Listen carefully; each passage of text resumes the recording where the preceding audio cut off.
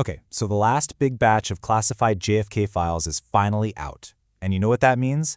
The internet has absolutely exploded with some pretty wild claims. So today, let's unpack what's actually inside these long-awaited documents. I bet you've seen a headline just like this one, right? Ripping across your social media feed. It's explosive, it's definitive, and it promises to finally put to bed the biggest mystery in American history. But is it actually true?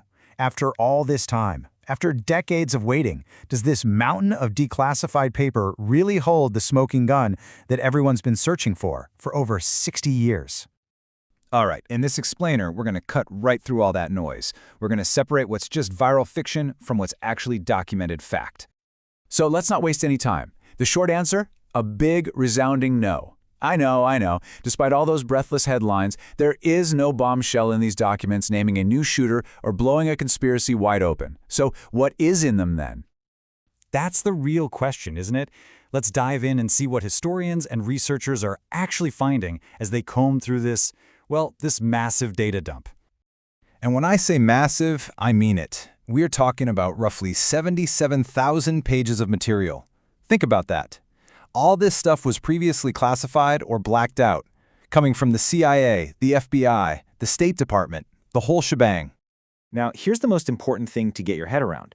These files are giving us small, incremental details, not some revolutionary, earth-shattering revelation.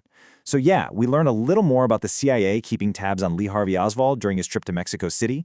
We get more detail on some of their, let's say, shadier operations against guys like Fidel Castro. And yeah, we definitely see some major oversights by the FBI, like a tip they got that someone was planning to kill Oswald that they completely ignored. But what we do not get, any new ballistic evidence, any new credible witness, anything pointing to a second shooter. You know, the historian Jefferson Morley, who's been all over this stuff, I think he summed it up perfectly. He said the release is exciting, sure, but not because it solves the assassination. It's exciting because it gives us, and I'm quoting here, enhanced clarity on how the CIA operated during the Cold War. See? It's all about the context, not about proving a conspiracy. Okay, so we have to talk about it. The big one, the grassy knoll. Does anything in these thousands of pages finally, once and for all, prove there was a second shooter hiding behind that infamous picket fence? This slide really lays it all out, doesn't it? It puts the wild online speculation right next to what the documents actually say. On one side, you got people yelling about new ballistic data, but the files, they actually point to modern forensic reviews that kind of debunk the whole multi-shooter idea. You hear whispers of silenced witnesses finally being revealed, but in reality, there's no new credible testimony in there. It just perfectly shows this huge disconnect. In the end, the files really just reinforce what the Warren Commission found way back when. Oswald acted alone.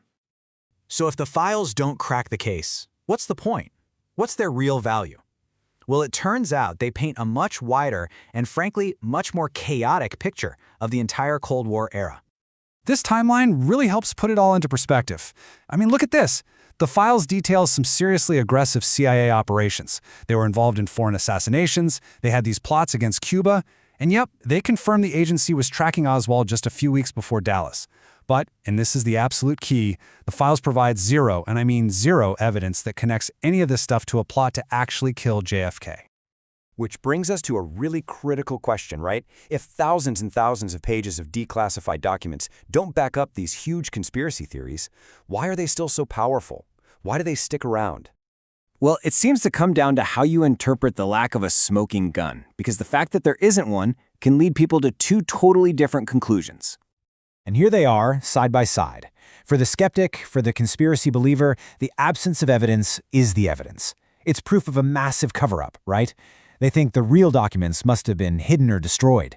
But for the historian, it means something completely different. It suggests that, for all their flaws, the original investigations pretty much got the main facts right. These new files aren't a whole new book. They're just filling in the margins of a story we already knew.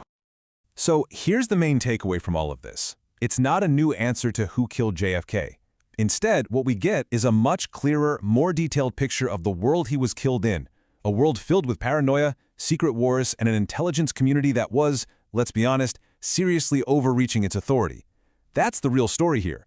That's the real bombshell. And that really leaves us with one final, big question to chew on. The JFK assassination shows us that even in our age of information, with all these documents at our fingertips, the stories we choose to believe can be way more powerful than the facts themselves. So, in an age with so much information, why is the search for a simple truth still so complicated?